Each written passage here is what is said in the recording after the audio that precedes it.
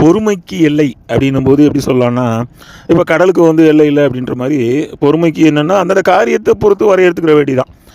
அப்புறம் எப்படி இருக்கணும் பொறுமை அப்படின்னா, இருக்கலாம் இதிகாசத்தில் ராமபிரானோட பொறுமையும் இருக்கலாம். அப்புறம் அன்னை தெரசாவினுடைய அவங்க தன்னை வருத்திக்கிட்டு இது பண்ணாங்கல்ல நிறைய காரியங்களில், அந்த பொறுமையும் இருக்கலாம். அதாவது அந்தந்த காரியத்தை பொறுத்து.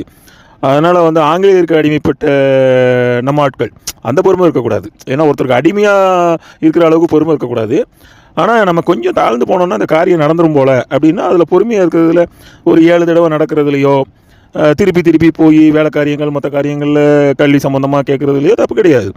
அதனால் அதாவது பொறுத்தார் பூமி ஆழ்வார் அப்படிங்கிறது வந்து உண்மை தான். ஏன்னா ரொம்ப முக்கியமான ஒரு குணம் வந்து பொறுமை. அதை வந்து நம்ம மனசு வந்து எப்படி சொல்லுதோ அதுக்கேற்ற மாதிரி பொறுமையாக இருந்தோம்னா வாழ்க்கையில் வந்து ஜெயிக்கலாம். மிக்க நன்றி.